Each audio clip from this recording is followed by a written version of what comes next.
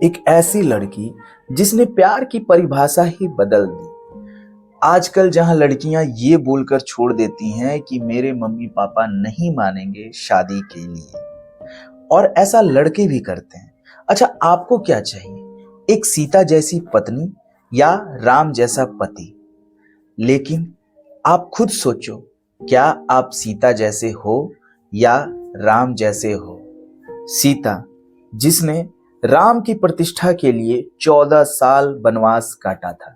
राम, जिसने सीता के लिए पूरी लंका जला दी थी। ऐसे बहुत सारे एग्जाम्पल आज हमारे समाज में भरे पड़े हैं, जैसे शिव और पार्वती की। लेकिन आज मुझे ये कहते हुए बहुत दुख हो रहा है कि इस कलयुग में भी एक ऐसी सीता है जिसने आज अपने राम को खो दिया है। जी हाँ, मैं बात कर रहा हूँ विवेक और सृजना की, जिसने हमें ये सिखाया कि अगर आप किसी से प्यार करते हो तो उस प्यार को कैसे निभाते हैं, और चाहे दुख हो या सुख।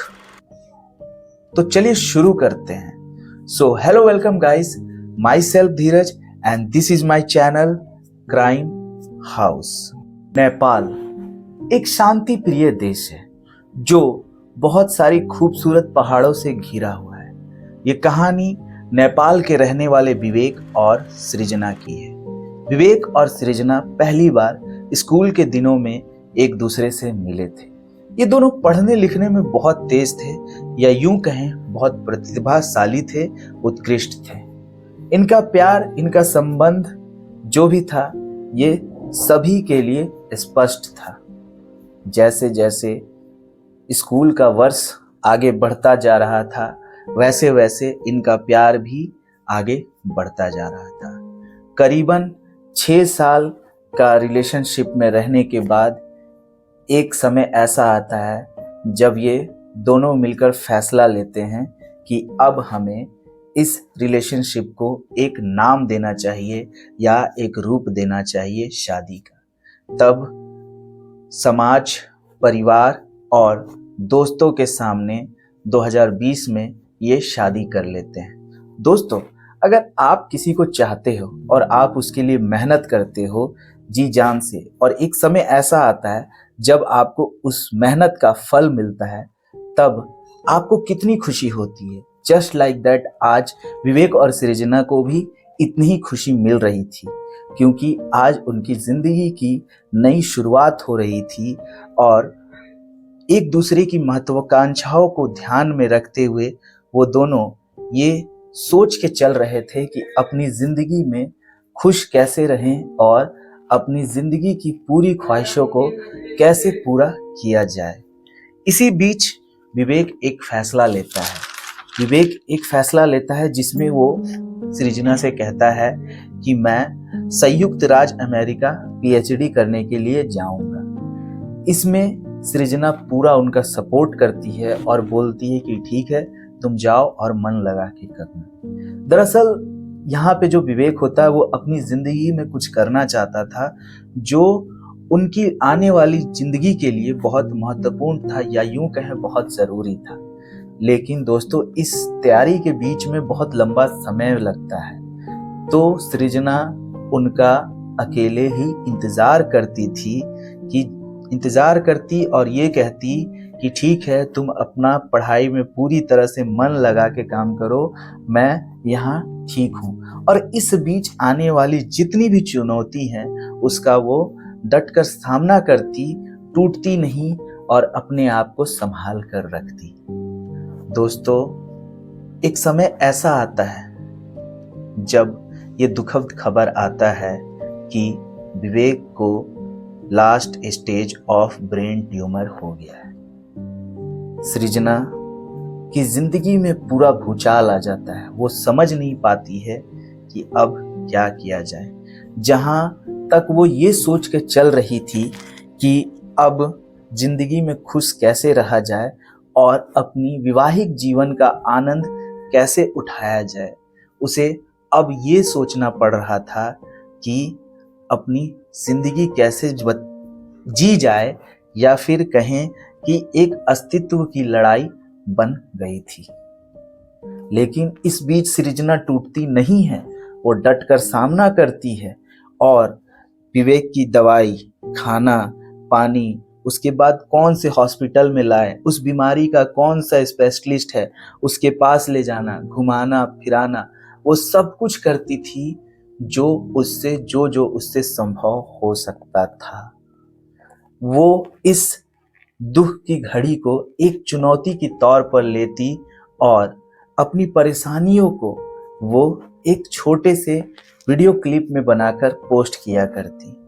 लोग उनको समर्थन देते और ये वीडियो जो भी बनाती थी, इससे लोगों को बहुत मोटिवेशन मिलता, आने वाले पीढ़ियों के लिए बहुत बड़ा एक मोटिवेशन का जरिया होता, जो ये सोचते हैं कि यार अब कुछ नहीं हो सकता, अब हमारी जिंदगी एकदम नर्क हो चुकी है। लेकिन उनके लिए तो ये एक मोटिवेशन का जरिया बन सकता है। दोस्तों, आपने सोशल मीडिया पर ये देखा ही होगा कि जब विवेक को ब्रेन ट्यूमर हुआ तो विवेक के बाल पूरे कटवाने पड़े थे, इसलिए सृजन भी अपना बाल कटवा लेती है एक लड़के जैसे। जानते हैं वो वैसा क्यों करती है? बहुत लोगों के पास तो हिम्मत नहीं होता है, क्योंकि लड़कियों की खूबसूरती उनके बाल से पता चलती है।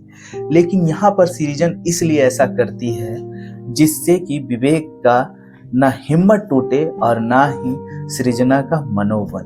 ऐसी लड़की इस कलयुग में कल्पना करना भी आप सोच नहीं सकते हो कि ऐसा कोई हो सकता है। सृजना इतनी तरह से उसका सहयोग करती थी और ये जो भी वीडियो डालती थी, इससे आने वाले पीढ़ी के लिए एक मोटिवेशन मिलता था कि जिंदगी में आप कभी हारो मत। लेकिन दोस्तों, आखिरकार वो समय आ ही जाता है जब विवेक सृजना को अलविदा कह देता है। 20 दिसंबर 2024 को विवेक का निधन हो जाता है। सृजना यहाँ आज पूरी तरह से टूट जाती है। उसे कुछ समझ में नहीं आता है कि अब मुझे क्या करना चाहिए। दरअसल इस इलाज में सृजना का सारा पैसा, सारा सेविंग्स खत्म हो चुका होता है और उसके पास कोई पैसे बचे नहीं होते। दोस्तों, जो वो पोस्ट कर रही थी, उस पोस्ट के आधार पर जो लोग उसे समर्थन कर रहे हैं, उन्होंने एक टॉपिक या यूं कहें एक फंड बनाया जिसमें सेव विवेक कर उस फंड में पैसे जमा कराएं और उन लोगों के सपोर्ट से विवेक का अंतिम संस्कार हो सका। क्योंकि सृजना के पास तो पैसे थे नहीं, तो विवेक का कैसे अंतिम संस्कार करती। ये समय उसके लिए बहुत दुख की घड़ियां और बहुत सारी चुनौतियों के साथ बीत रही थी। लेकिन दोस्तों, एक सवाल मन में उठता है मेरे, और ये सवाल आपके लिए है, मेरे लिए है और उन लोगों के लिए है जो कभी ना कभी किसी से प्यार करते हैं। क्या यहाँ सृजना हार गई? कमेंट करके आप जरूर बताना कि सृजना हारी या जीती। लेकिन मेरे हिसाब से सृजना हार के भी जीत गई। क्यों?